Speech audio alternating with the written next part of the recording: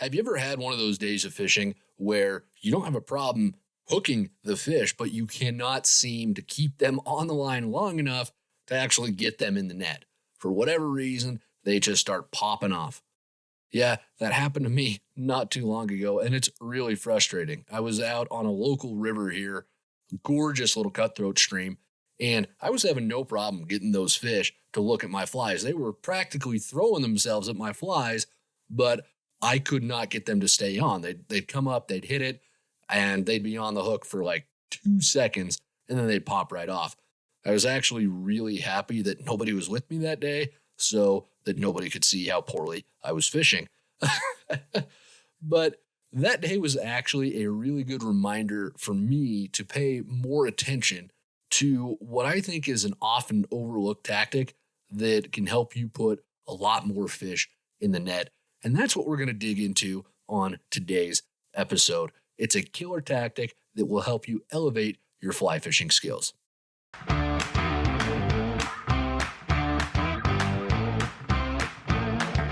This is Untangled, fly fishing for everyone, presented by Ventures Fly Company.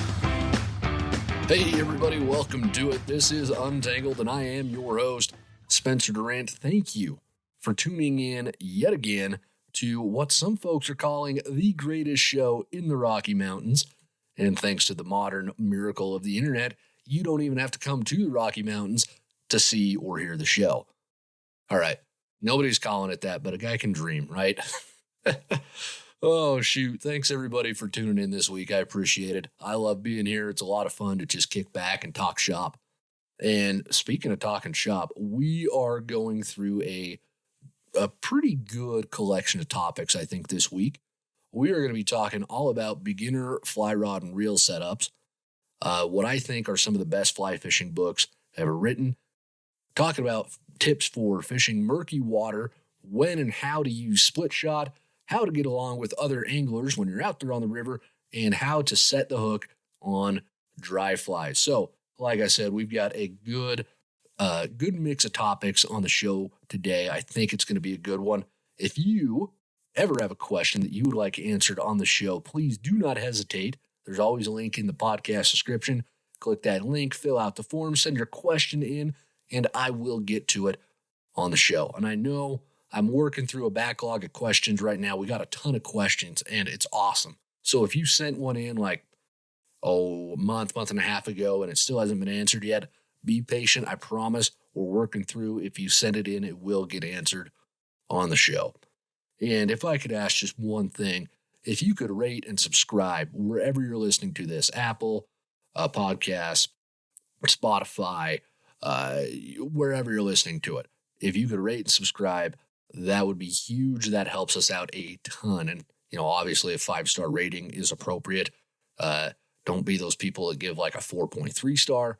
There's just no need for that. We don't need that kind of negativity in this world. It's negative enough, right? Oh, well, if y'all could do that, it'd be great. And enough of the housekeeping stuff. We're going to get right into the show. Our first short question this week comes to us. Ryan from Idaho writes in and says, "Hi, Spencer. I love the show. Keep up the great work. I've been tying flies for about a year, and I have yet to get a fly fishing setup. What rod and reel would you recommend for someone just starting out, and how do you pick out the perfect rod?" Well, Ryan, you kind of got into this a little bit backwards because most folks end up fishing first and then tying flies. So it's interesting that you took that route. I'd actually be interested to hear from you why you went that way, because I don't know too many people who went into it that way. So that's kind of cool. As far as the rod that you need a 9-foot 5-weight, and I would highly recommend our Fly Flinger rod and reel combo here at VFC. I'm not recommending it because it's our rod. For those who don't know, I've been reviewing fly fishing gear for about a decade now, and I've reviewed probably, a lot of rods, over 50 at least. I know that much. I've reviewed a lot of fly rods, and I know what makes a good rod and what makes a bad rod. I've got a pretty decent feel for that stuff. And the Fly Flinger, it's a really solid rod. It is one of the best beginner rods that I've ever used. And even for non-beginners, it's still a very effective tool. I recommend it not just because it's a VFC product, but it's something that I actually use in my own fly fishing. For folks who are just starting out, the perfect fly rod is always going to be a 9-foot 5-weight if you are a trout or panfish angler. All right, trout, panfish, that 9-foot 5-weight is perfect. The 9-foot 4-weight for panfish you can get away with if it's not too windy, but when it gets real windy on some of those panfish lakes, it's nice to have the extra backbone of that 5-weight. If you are chasing bass, for example, I would recommend a 9-foot 6-weight because it helps to have just a little bit more power to turn over the bigger bass flies. We actually have a pretty in-depth episode that we did on this topic. I'll link that in the podcast description as well as the fly flinger, which is linked down there. So you can take a look at the podcast episode about picking fly rods and then take a look at the fly flinger. So hopefully that helps you, Ryan. Thank you a bunch for sending that question in. And our next short question, Matt from Utah writes in, says, favorite books for fly fishing. They can be any kind, history, fly tying, learning new techniques, or about places. I'm just getting into it and would like some stuff to read from when I travel or to unwind, and maybe a tying book or two to help learn some new patterns as I'm just getting into that as well. Matt, you certainly asked the right feller, seeing as I teach English in addition to fly fish. So I do appreciate the literature side of the sport. And we are pretty lucky as fly anglers because we have a lot of really, really good literature written about the sport. I really like anything from John Gierak. His writing is wonderful. It's all stories. It's all essays and whatnot. It's great to read and relax to. I usually have the Gierak book with me in Alaska or wherever I'm fishing, just reading through that stuff. And I would also recommend The Longest Silence by Tom McGuane. That's another book that I just really enjoy. One that it's not strictly fly fishing, but it is fishing related. It's The Waters Between Us by Michael Tagayas. It's a really wonderful look at his relationship with the outdoors and fishing and juxtaposing that in his relationship with his father. It's just a very touching book. I actually got the chance to interview Mike Tagayas, just an absolutely fantastic guy. Wonderful book, too. I'd really recommend that. As far as learning goes, I would tell you The Orvis Guide to the Essential American Flies by Tom Rosenbauer is incredible. I think it's wonderful, especially if you are going to be fishing stateside a lot. It's just hard to beat Tom's information. Tom is the GOAT in fly fishing for a lot of reasons. Number one being he knows his stuff. So if Tom talks about it, you better pay attention because he knows what he's talking about. If you can get through the dry language, the book A Modern Dry Fly Code and In the Ring of the Rise, both of those are by Vincent Marinaro. Those are wonderful education books, but Marinaro was a lawyer by trade, if I remember correctly, so his writing is not the most, it's very dense. It's very, very good, but it's not something you're going to sit around and read for pleasure. You're actually going to want to pay attention to it. So if you got any more questions about books, feel free to email us, drop a line, drop a comment, and we can chat some more about that. But those are great short questions to get us started for the show today. And with that, we are going to jump right into some of our main questions.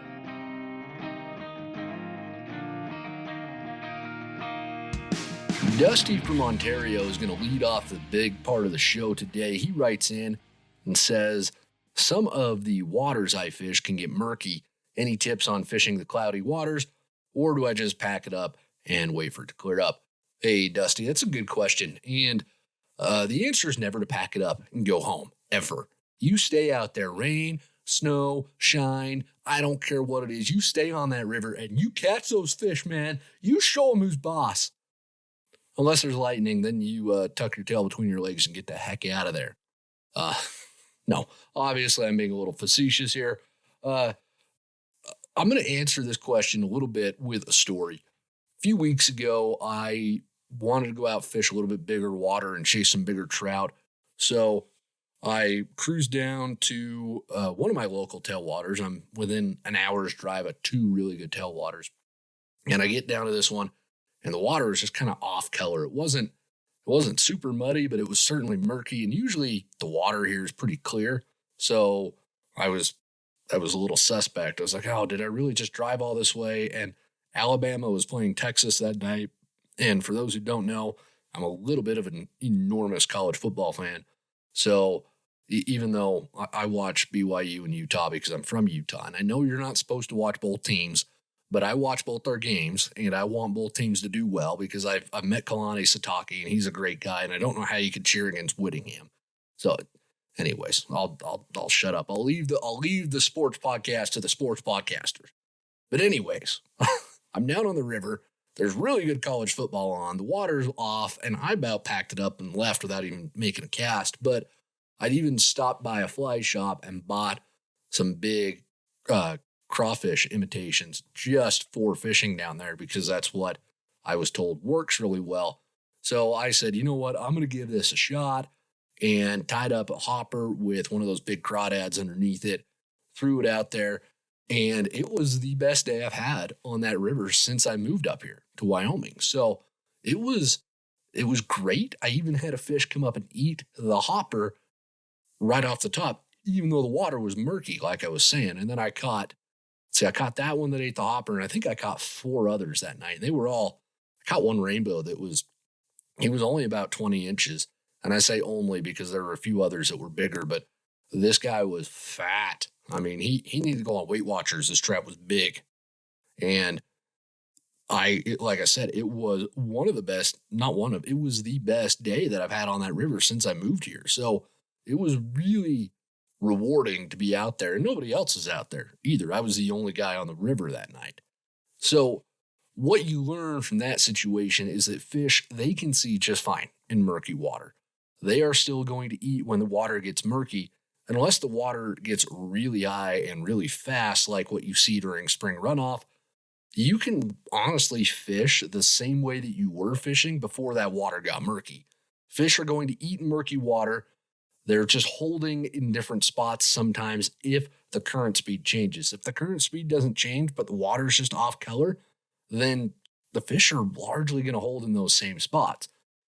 And I actually found this great little video from the folks over at Midcurrent. It features Kelly Gallup, and he showcases this technique on the Madison River there in Montana. I've linked it in the podcast description so you can go take a look at it. But it is filmed during spring runoff, but during this video, Kelly shows how the fish can see just fine. The only difference is that you can't see them when that water's so off color. In fact, they might get a little bit more aggressive during murky water situations because it offers them a lot more cover than clear water does. And in that video with Kelly Gallup, he shows you what flies they were eating, and he had a couple of nymphs on, and I remember they were eating the smaller Baetis nymph. I think it was like a 16 or an 18. So these fish are going out of their way to eat that smaller Baetis nymph instead of, I think he had a stonefly nymph on because there were Baetis hatching. So that was an interesting thing to see in video, and I'd highly recommend looking at that if you're kind of curious, you don't know how to feel about the murky water situation. Go watch that video, and Kelly will probably put a lot of your concerns about it right at ease. He's really good at doing that. So, long story short, keep fishing the same way. Don't give up. Unless it is just chocolate milk and there are trees coming down the river, you're probably going to be okay. Well, thanks for that question. I appreciate it.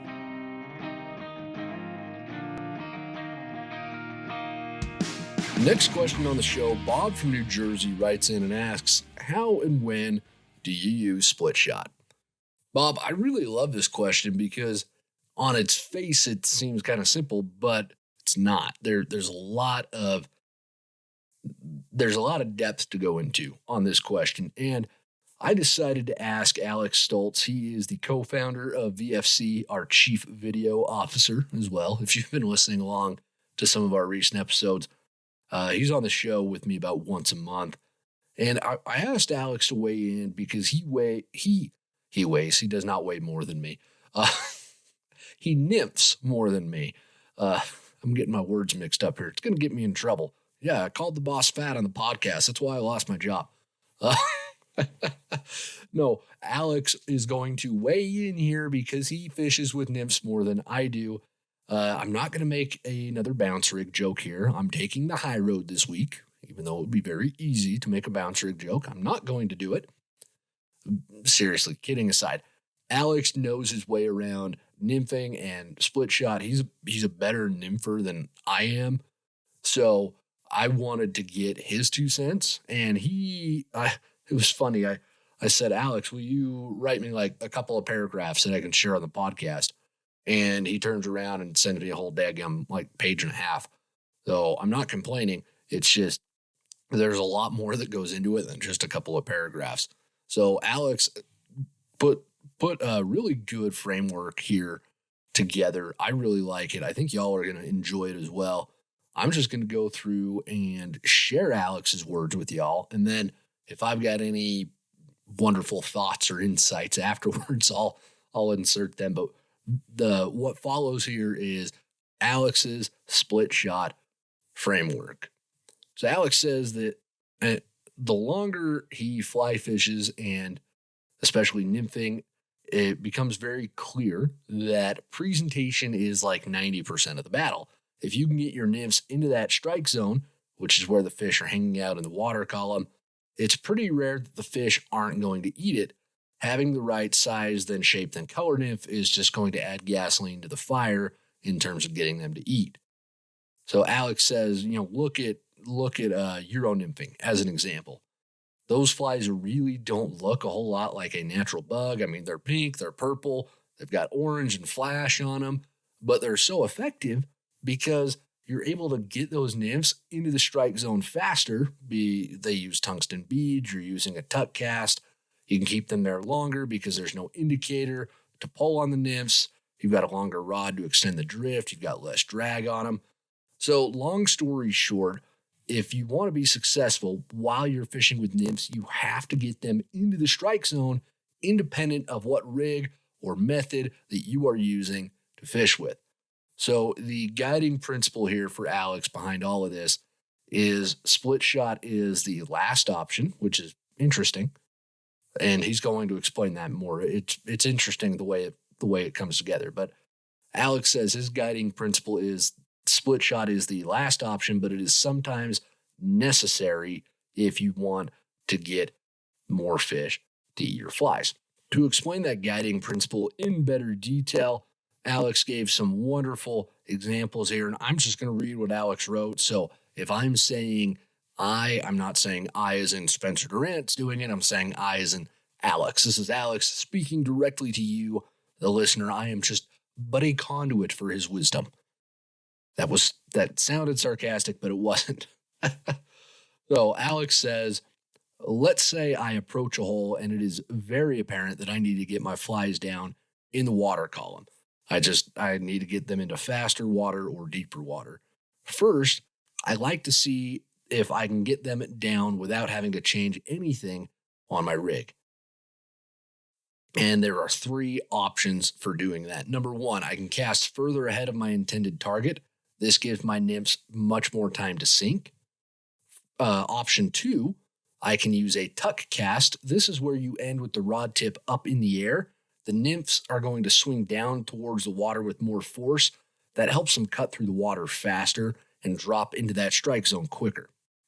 And option number 3, sometimes I can change my position or I can start mending. I can change to a spot where I can manipulate my line, my indicator, my dry fly in a way that's going to cause a bit of lag in the drift. So the drift is going to stop a little bit or slow down, which will then let the nymph sink straight down without any drag from the leader.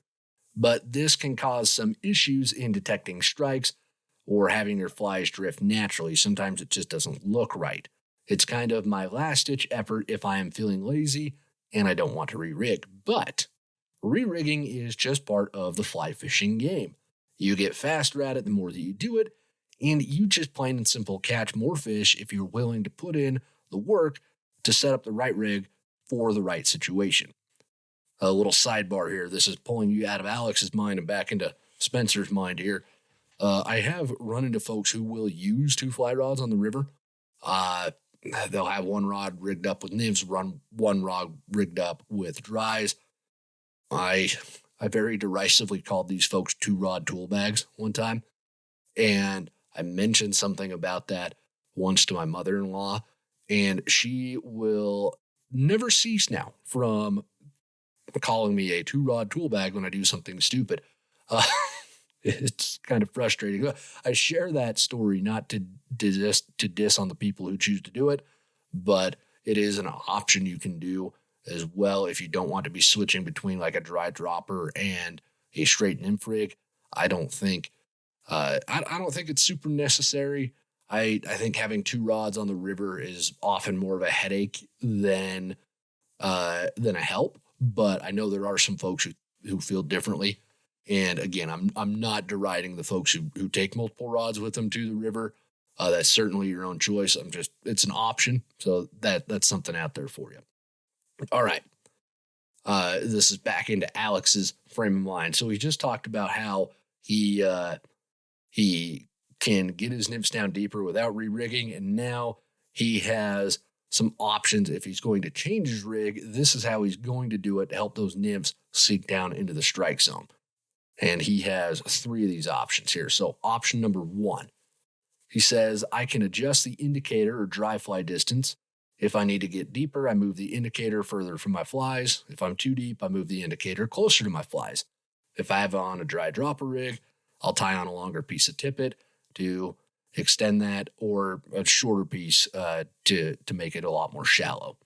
Sometimes, so that's option number 1. Option number 2, I can change to a bigger, heavier, or slimmer profile fly.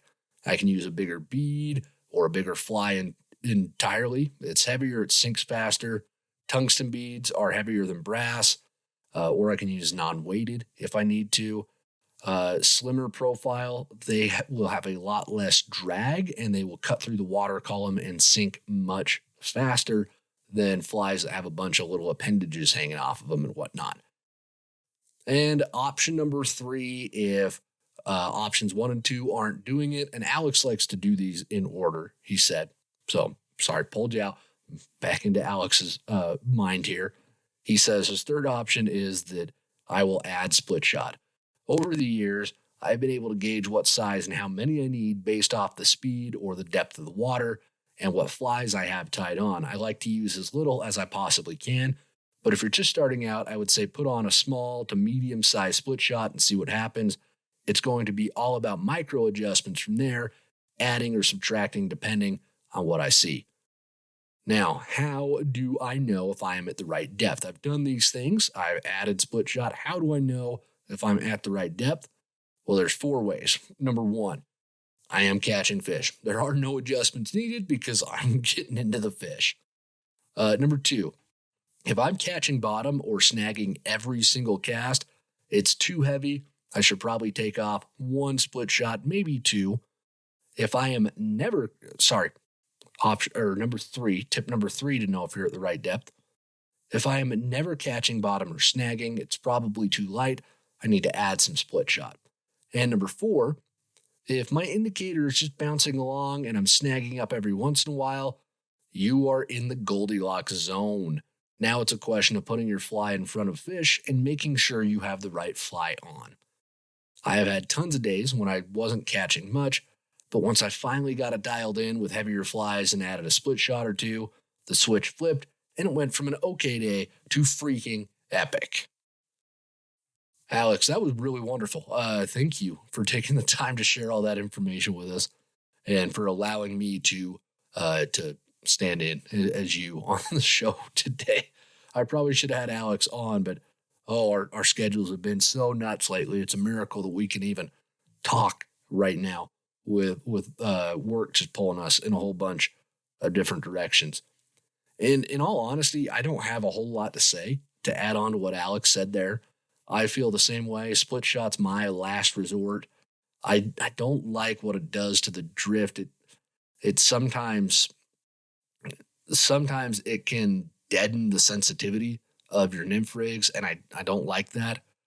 I also just don't like chucking lead around. I've hit myself in the head with heavy flies and split shot before, so that's my own fault. I'm well aware, but it's nice to not have that even be an option. So I do tend to lean away from split shot a little bit myself and just go with heavier flies. But I think what Alex said there is wonderful, and hopefully that adds some clarity on the question of when and how to use split shot. So thanks for sending that question on in, Bob. We really appreciate it.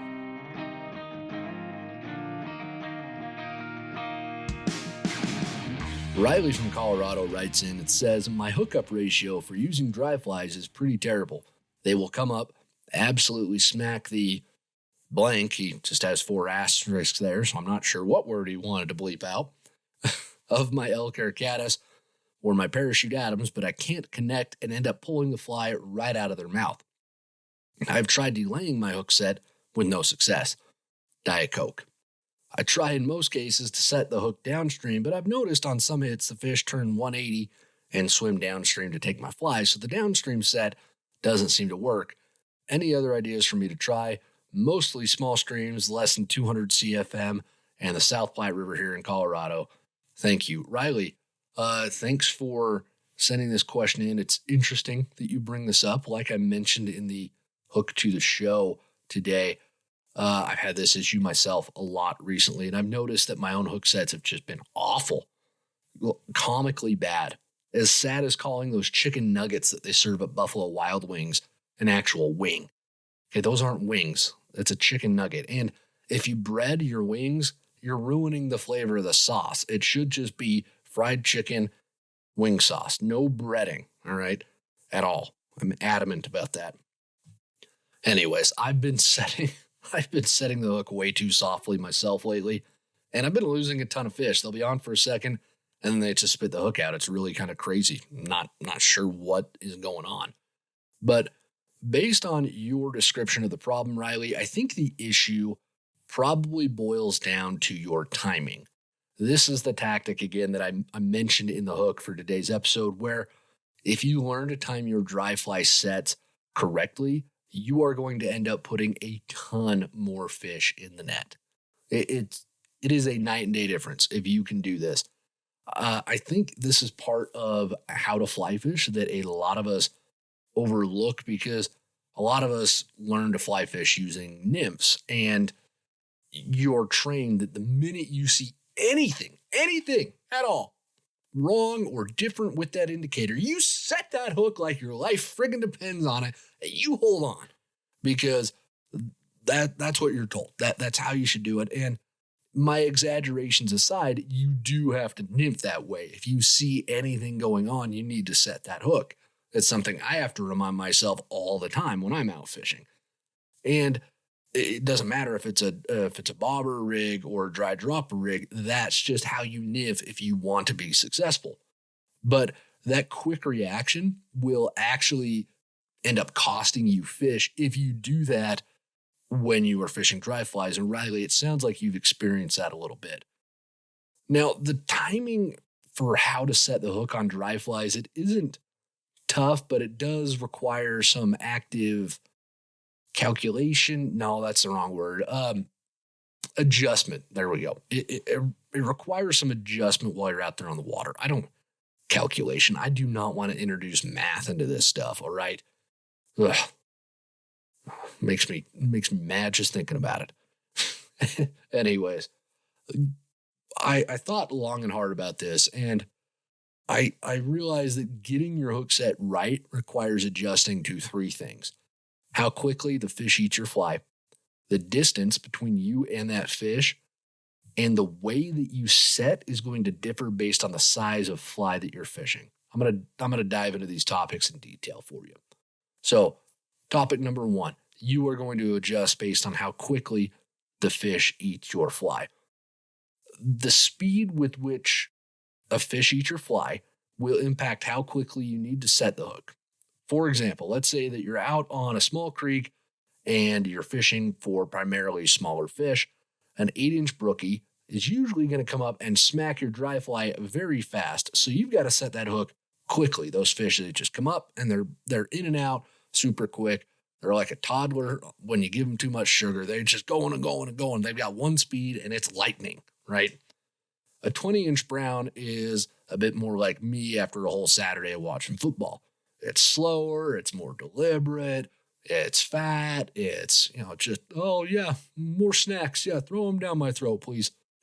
The bigger fish tend to move a little bit slower, so you often need to slow down your hook set in those situations compared to how fast it's going to be on the smaller fish. And these shouldn't be dramatic timing changes. It really should be subtle, but it is different, and you do have to think about it a little bit. Let's see. I'm sorry. I've got very detailed notes with this because I want to make sure I get all the information to you guys. So I'm just making sure I'm not skipping some stuff. The quick eats, when the fish eat very quickly, that will often be very splashy and cause a very large disturbance on the surface. So that's how you can tell it's a quick eat, because it's very splashy. It's kind of loud. The slower eats are going to create a more subtle rise form. It's almost a dimple instead of a splash. So that's how you can tell the difference between the two, even though you won't see the fish often. You often won't see the fish before it rises to your fly. You can judge how quickly it's eating your fly based on the rise form that it creates. We talked about rise forms a little bit on last week's show, and I think we probably need an entire episode just dedicated to rise forms. I think that's going to have to come up soon.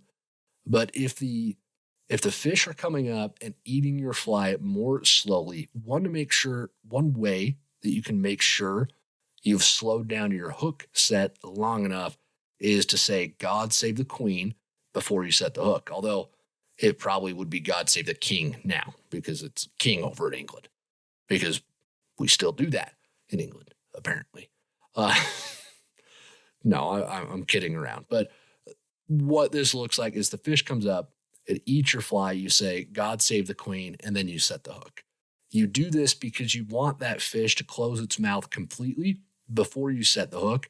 Otherwise, you run the risk of just pulling it out of the fish's mouth and stinging the fish or spooking the fish, and then you've ruined your chance to catch that trout. So to recap how you adjust your timing based on how quickly the fish eats your fly, quick eats mean quick sets, and slow eats means slow sets. And I also mentioned that you are going to adjust your hook set based on the distance, right? What I mean by this is within, say, 40-ish feet, distance is not going to play a huge factor in your hook set. But if you're making longer casts or longer drifts and a fish eats your dry fly when you've got a lot of line out, you have to time that hook set differently. I'm going to give you a little bit of an example here. Me and Alex in Berkeley, we were out in Oregon at the beginning of the summer, and I was fishing this really big, just big flat. The current's almost not moving.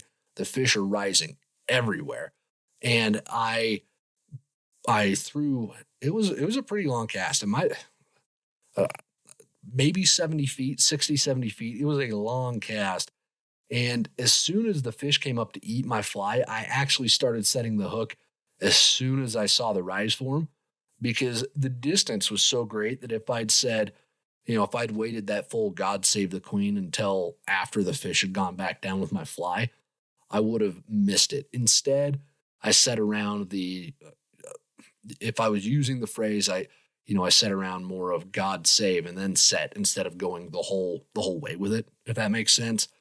You have to speed up a little bit when there's a lot of distance, but you don't want to speed up a ton. And finally, you are going to set the hook differently based on the fly size. And we could really get into the weeds here, and I debated how much I wanted to get into the weeds on this. But what I tried to boil it down to is, let's say you're fishing a smaller fly. You've got an 18 or a 20 on.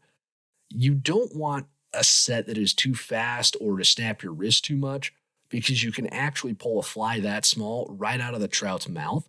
It's just the hook's smaller and it's not going to catch as easily, right? It's still possible to catch really good fish on small flies, but you have to be a little bit more deliberate with the hook set because it's just a smaller hook. With bigger flies, you can, or pardon me, what you want to do with these smaller flies is you want a firm but quick lifting of the rod that drives that hook point home. So instead of the very sudden, like snap, like almost like you're cracking a whip, you want it to be more of just a very firm, but not quick, but fast lift. So a very firm and fast lift straight up. With bigger flies, you can usually set with a bit more force because it's less likely to pull out of the fish's mouth. But with these smaller flies, you want to be a little bit more gentle. Hopefully that makes sense. It's something you'll definitely get a feel for the more and more that you do it. And again, these are all things that I sat down and I really kind of boiled this down. And this is what's worked for me. And I do set those flies a little bit softer when they're that small. Really, though, the only time that you need to worry about fly size when you're setting the hook is if you have a really small fly on. If you've got a size 16, you're going to be fine. Even 18s, a lot of the time, you should be fine. You don't really have to think too much. I mean, you're going to set an 18 differently than you will a 10, that for certain. But once you get to 20 and below, that's when you need to think of, okay, it needs to be more of a firm but quick lift instead of the very fast lift that we're used to with a lot of our hook sets. So let's recap everything that we have learned about setting the hook. You have to adjust based on how quickly a fish eats your fly, how far that fly is from you, and the size of fly that you're using. This all takes a lot of practice, so you definitely need to get out there and just put these things to the test. Riley, I think going back to your initial question here, I think you were probably too fast initially on your hook sets, and then you probably slowed down too much. You probably overcorrected. I don't know for sure, but that's what it sounds like to me. When fish really eat your flies with a lot of force, you're saying they're just smacking them, they'll often hook themselves. So it makes me think that you were maybe just a little too slow. There is the possibility that you are setting too hard, which is the final point that I want to make. And it's something that I see beginners have issues with a lot. But setting the hook on a dry fly shouldn't be this violent, forceful action. You want a firm, quick reaction to the fish eating the fly. In most cases, that's what you want. You want to make sure that you don't have too much slack when you go to set that hook either. Otherwise, you're just going to lose fish. You want that rod tip to be lifted up firmly. You want your line kept tight against the cork, and you'll be in business if you can do those things. You do not need to set like your Bill Dance and it's the Bassmaster Classic, because that much force can actually yank a fly directly out of a trout's mouth. So hopefully all of those tips and topics and discussion there, hopefully that all makes sense and clears that up for you. If you've got any questions about that, any of the listeners have any questions about it, please do not hesitate to get in touch. And thank you, Riley, for sending that question on into us.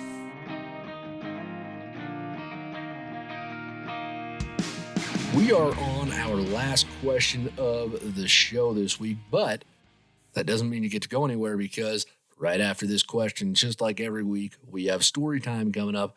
You're going to want to stick around. Story time this week is interesting. It involves bears and severely uncomfortable bowel movements that you will not want to miss. There is a lot of humor in it for those who take pleasure in the discomfort of others. So, oh man, the things I do for the show sometimes. Seriously, the stories are going to be really good today. So definitely stick around for story time.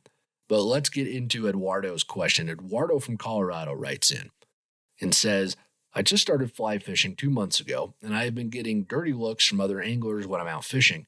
How can I start to connect with other anglers even though I am as fresh as they can get? Eduardo, I really appreciate you writing this in and being vulnerable and honest with us. That's not easy to do. I'm going to get on a soapbox for a sec And I'm going to call out the fly fishing community because sometimes we can really be grumpy old codgers, myself included. A lot of anglers get so wrapped up in their fishing and their time on the water that they can forget that it's our water. And I am guilty of this more than I should be. I'm not, if I'm calling anybody out on this stuff, I'm calling myself out on it because I know I'm guilty of these things. One of the things that, and honestly, this is a dumb thing, but one of the things that bothers me the most is when someone walks up to me while I'm on the river, or if there's a road and they pull over and they lean out their window and they say, "Hey, how's the fishing?" I know that they're just trying to be friendly, and I know that they're probably good people, but it drives me absolutely nuts. It's one of those things that gets under my skin because I just want some peace and quiet when I'm on the water. I don't want to be talked to. I don't want to hear anything. I just want to hear the river, and that's it. And I really think that's probably why I fish. Like, that's 90% of the reason that I fly fish these days is I want the peace and quiet. But like I said, I'm guilty of not being the nicest or most approachable person on the river. So again, I'm calling myself out here as much as I am the behavior of all of us. But I know that we can all get a little touchy sometimes. But getting back to your question, Eduardo, it is unfortunate that folks are treating you that way. I would hope that they'd be a lot nicer or more approachable, especially to a newbie. One thing that I would say, maybe you're getting the side eye because you're catching all their fish. No, I will say that most of the best friends that I have now, I actually met while I was fishing. I met Alex while I was fishing one day. That's how I came to be on the team here at VFC. I ran into Alex on the river, and one thing led to another. And here I am with a podcast. So it can work out that way. There's a lot of great people out there, and I think generally they're a very friendly bunch. I see some of this behavior that you describe on some of the more pressured rivers, but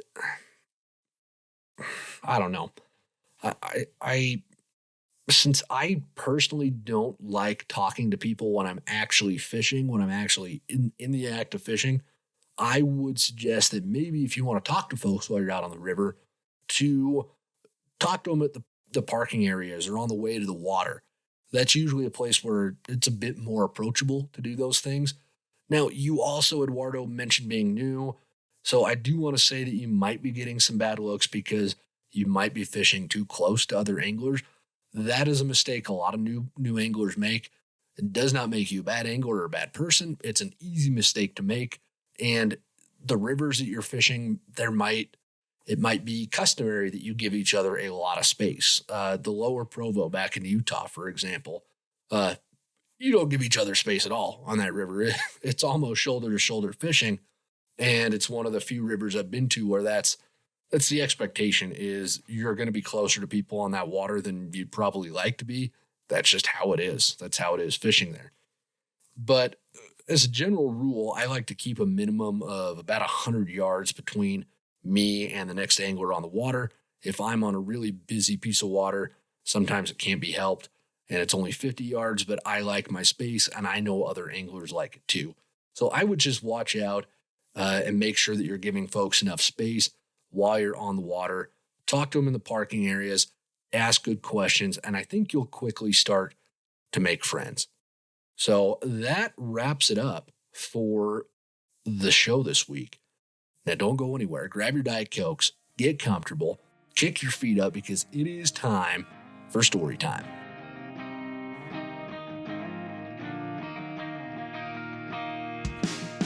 For this week's story time, doing something a little bit different, as I teased earlier. We got a question. Alexis from Tennessee, she wrote in. And she said, I love hearing stories of memories on any adventure. Do you have any stories that you always tell around a campfire? Fly fishing in a remote part of Canada, journeying through tropical rainforest to find the locals' honey hole, catching the fish of a lifetime? Have you had to interact with any wildlife along the rivers and streams, like bears, moose, or big cats? And I love this question from Alexis, so I decided that it was going to be the basis of story time this week, and I'm gonna tell two stories. So you're getting a twofer. Look at that, 2 for a day. It doesn't get better than that, does it? And it was funny too, because Alexis brought this up, and I don't really tell a lot of my stories. I write them down for some different magazines and whatnot, but uh, and I really haven't dealt with moose and bears too much. I have, but not in a way that captures the imagination. But I've got a good bear story, so I figured I'd tell it. At least I think it's a good bear story. It was fun. And it was actually from an elk hunt, half dozen years ago. And I actually wrote about this for Gray's Sporting Journal. But I was out hunting. It was back in Utah.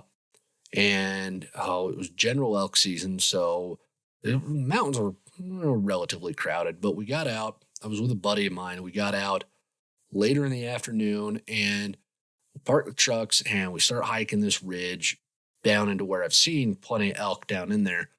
And we get to the end of this ridge, and the ridge kind of ends and it drops down into the saddle and then goes back up. And then there's another ridge that ends on this big canyon. But we were sitting right above that saddle, and we had the spotting scopes out. We were glassing for elk, and I'm looking off to one side. My buddy's looking off to the other side, and I'm not seeing anything. And we were glassing for probably, 15 minutes. And my buddy leans over and pokes me. He's like, dude, look at this. And I'm like, what? He's like, there's a bear. I'm like, where? He's like, right there.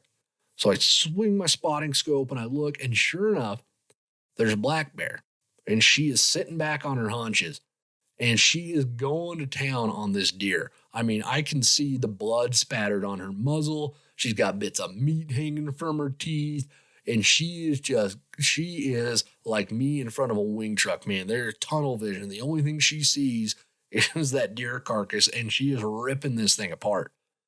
And we were downwind, and we were a couple hundred yards away. So she had no clue we were there. Or if she did, she didn't care. She was just focused on that deer carcass. So that was really cool to see. And then, like, literally right after that, I looked, and 600-700 yards past her, there was a big old bull elk that just poked up on the end of the ridge. So we ended up walking, and she was right in the way. She was right in the middle of the trail too. So we ended up skirting around her, and my buddy was really nervous. I was a little nervous too, that she was going to like come attack us, but she was fine. And we ended up, I didn't get the elk that night. That's a whole other story, but I got to sit there and watch that bear feed on the deer carcass. Like, are you kidding me? That's fantastic. That never happens to get to see something that wild and that pure in a way. It was just so cool. So that's one of my best bear stories. And then because I figured, it's a fly fishing podcast, I've got to keep it fishing related somehow.